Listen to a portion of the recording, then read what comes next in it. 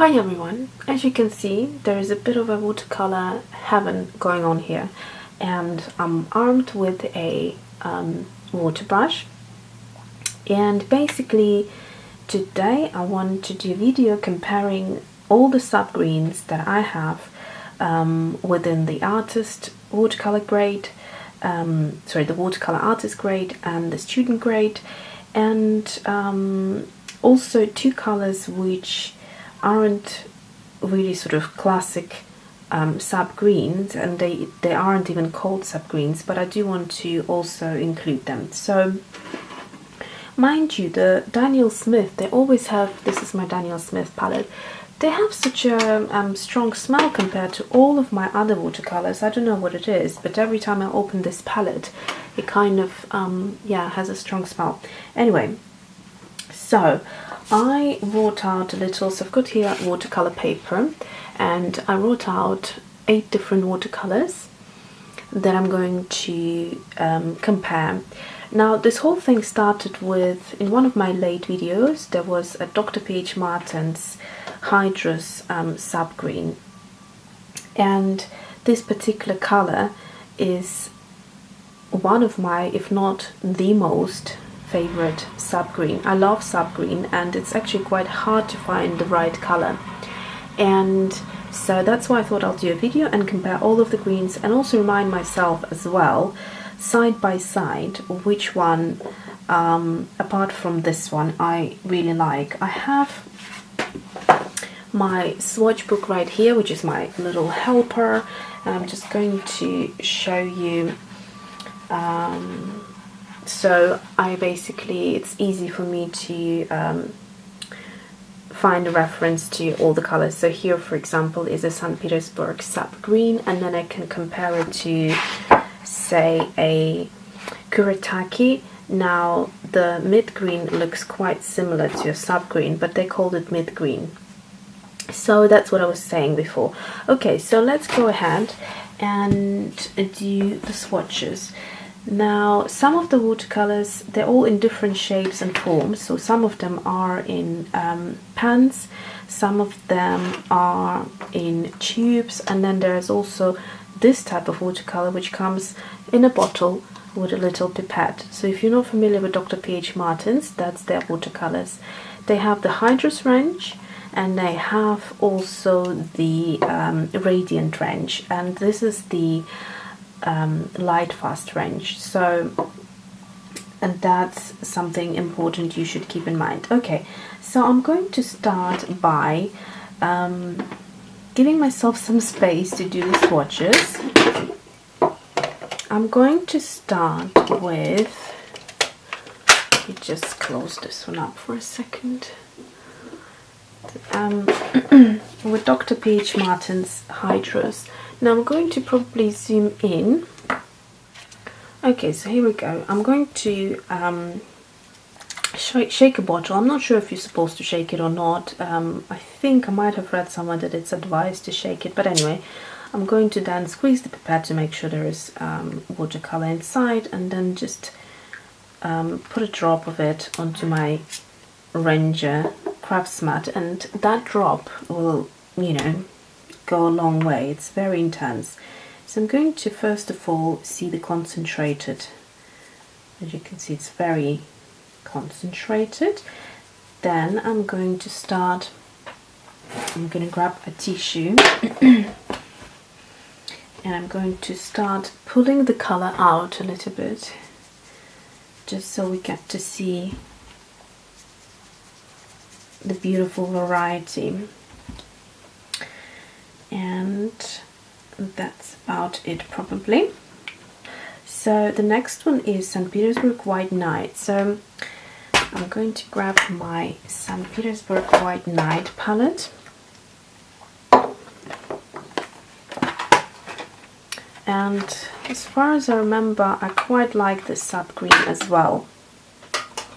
So as you will notice, in the first row I put all of my favorite watercolors, and then at the bottom row is kind of experimental, and I will explain that as we Okay, so I'm going to go into the sap green, which is this one here.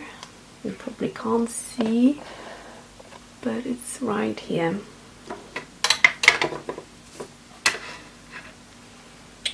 So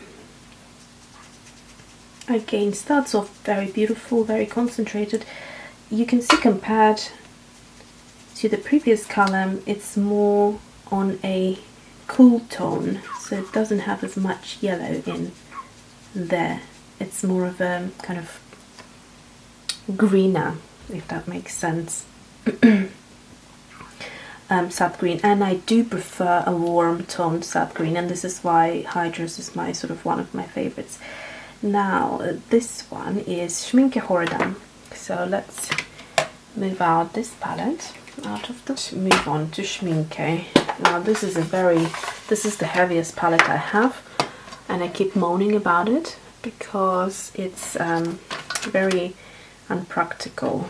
So I didn't get a sap green in this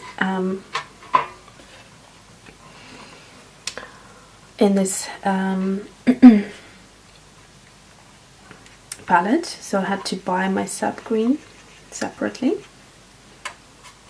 Now you can see this green is even greener, and this green is quite granulating from what I remember.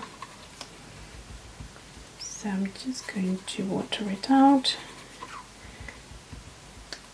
into the palest. There we go. So we always have to wait until the watercolor is properly dried to give it a true judgment or fair judgment. So I'm going to now take this one away. Next one is Daniel Smith. So this one this palette I got on Jackson's, actually I got it on Amazon, but from Jackson's art store, and I bought these little pans separately from Jackson's art, and then just filled them up with Daniel Smith watercolors. So here is, I'm trying to think, that's the sap green right here. So again, from what I remember using the sap green, it's my least favorite. Let's see, so it's quite muddy. It's actually muddier than I remember it. It's probably because it's super concentrated, so I'm going to water it out as much as I can. Yeah, so that's the green. So it's quite, although it has a lot of warmth in it, but it's very earthy kind of green, which is great to have. I mean, you can see sap green, but in how many beautiful varieties and tones it comes depending on the brand of the watercolor. So I'm happy to have all of them. Now, next one is Mission Gold. That's this big palette that I'm going to pull out and place it. I hope it's not going to create much shadow. So here it comes in the tube, and that's how you get this set, and then you have to squeeze out the tubes into the palette like that. So let me figure out where the sap green is. It's the fifth one, so that is this one. Okay, making sure the brush is nice and clean. Now this one, being true to all of Mission Gold watercolors, is a very bright sap green. So watch this now.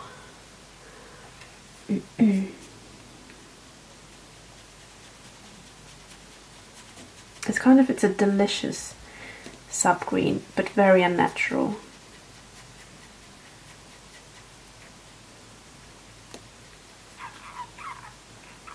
So, the brightest, obviously. Next one, I decided to include this Dalla Roni Aquafine because before Dr. P.H. Martin's Hydro Sap Green, this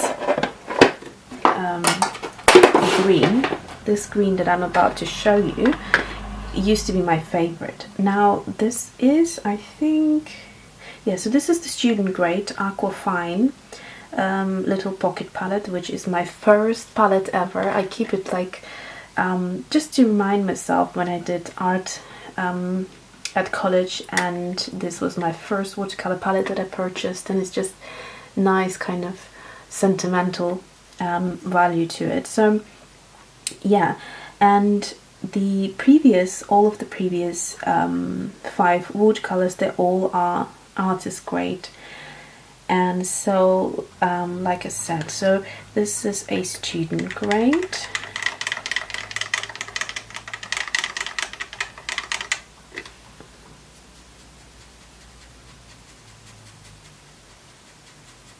So it's a little bit, it's not going to be as intense as the previous because it's a student grade. However, it's also seems to be on a kind of more of a yellow side, doesn't it? And then the next one is Kuretake. So it's actually quite far off Hydros, as you can see, but it's a lovely color. However, out of all of them, it's the furthest away from sap green, but it's a nice color. Okay, so next one will be Kuretake. So Kuretake comes in this beautiful box, and so their sap green, what I think is a sap green, is number 53, and let me see, that is this one, and it's called mid green, so it's not called sap green at all. So I'm going to lay the palette over here, and okay, so 53 is this one. So I'm just going to clean out my brush and go into number 53. Now Kuretake is supposedly it's a artist grade watercolor, but it's very different to the European watercolors that we used to, so they behave completely different, and hence it's just I decided to include it as an extra rather than you know, comparing them in the same way.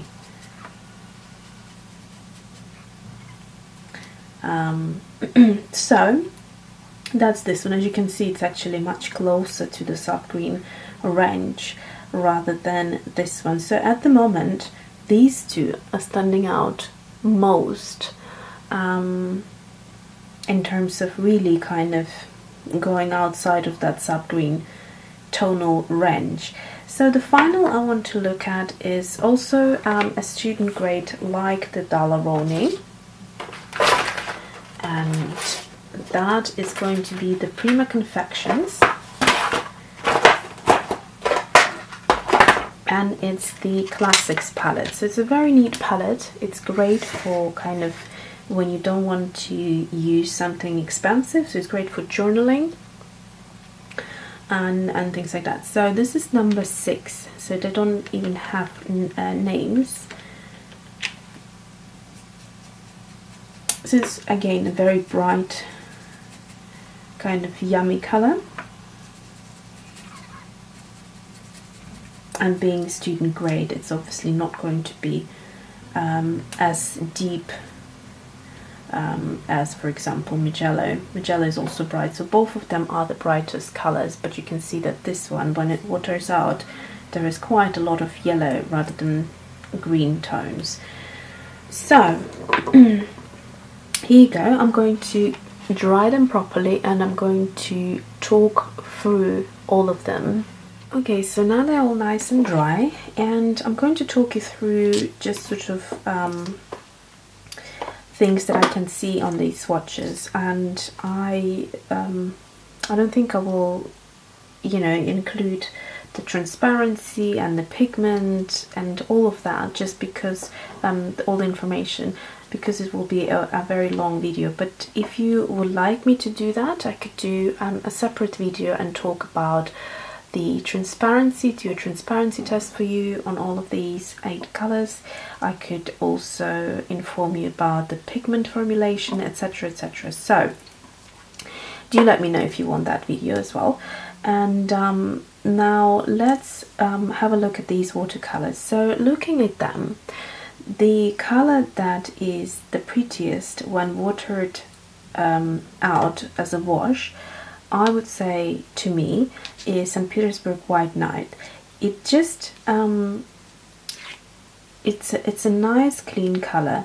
Other colors tend to be either too light and not interesting, or they're starting to go into yellow. For example, the Prima Confections Classic, Dalerone Aqua, and actually Dr. P.H. Martin's Hydrus on this watercolor paper does the same. It kind of washes out to a not very pretty color for some reason, because I will show you on Moleskine watercolor paper it looks very pretty. So here, for instance, on these foliage, you can see the very wide range of the tones that I could create just with this one watercolor. I didn't mix any other watercolors, and when I really watered it out, it didn't do that kind of sort of yucky color that it did here. So I'm not sure what it is. It could be something that the paper has in there. Mind you, this is the Arches watercolor paper, which is the, I think it's the rough, I think it is the rough paper, and it's not my favorite because some of the watercolors behave quite different. Next thing, let's look at the granulation. So the most granulating out of all of them would be Schminke Horadam, Daniel Smith Extra Fine, and the Kuretake Gansai Tambi. So if you look at them, they do granulate. Now again, on this paper it's harder to see because the surface is so textured. So then you can easily kind of break them down into different groups. So for example, the warm-toned are Dr. P.H. Martin's Hydrus, Dalerone Aquafine, Confections, Prima Confections The Classics set, and also Daniel Smith Extra Fine. However, it's quite muddy. It's a very muddy sub-green. So out of all of them, it's the darkest color. The Dalerone is the most kind of yellow color that almost looks like it doesn't belong here. And then, of course, the brightest in the way of unnatural brightness is Prima Confections, and then to follow Magellan Mission Gold. So the true, what I would consider the true sub-greens, we're left with actually these three I would consider. So Dr. P.H. Martin's Hydrus, St. Petersburg White Nights, and Kuretake Gansai Tambi. Schminke Horadam is a lot greener and cooler sub-green. So to me it's not the real sub-green. It's just, again, it's my perception and it's how I select sub-greens or how I see them. So you can see it's quite, how would you say, it's a little bit too sort of grass green for it to be sub-green. I think sub-green needs to have that kind of like an earthy tone, kind of more organic tone to it, but not going as far as Daniel Smith, obviously, because that's just, it kind of looks more like olive green or something like that. So as you can see, there's a big range of different tones that you can get with different brands. So these 6, so the 4 on the top row and the 2 on the bottom, they're all called, they all are called sub-green. and the Kuretake Genzai Tanbi goes by number 53, which is I think it's the mid green. And finally Prima Confections, they only have numbers and it goes by number 6. So I hope you found this useful. Like I said, if you'd like me to take this further in terms of info, then I can certainly do another video. I have just realized something after filming the video, that you know how I said Schminke Horadam is not a true kind of sap green in my opinion, for me. I then remembered I actually mixed a sap green with Schminke Horadam and I was a lot more happier. So this is the sap green that I mixed, and you can see it's a lot closer to these kind of other colors if I hold them next. So you can do that with so what have I done here? I'm trying to remember. Oh yes, so it's if you mix these three colors, May green, I'm going to zoom in so you can see better. So if you mix the May green, permanent green olive, and then at the end add transparent yellow to get to the right sap green, don't add too much because you end up with this color, which is too yellow. But if you put just enough, put a little bit and then kind of swatch it out, this is the green you get, and in my opinion it's a very beautiful and actually a lot prettier than the sap green you get. So yeah, so if you prefer this type of a more kind of warm toned sap green as well, then you can totally mix it yourself. So thanks for watching and see you soon.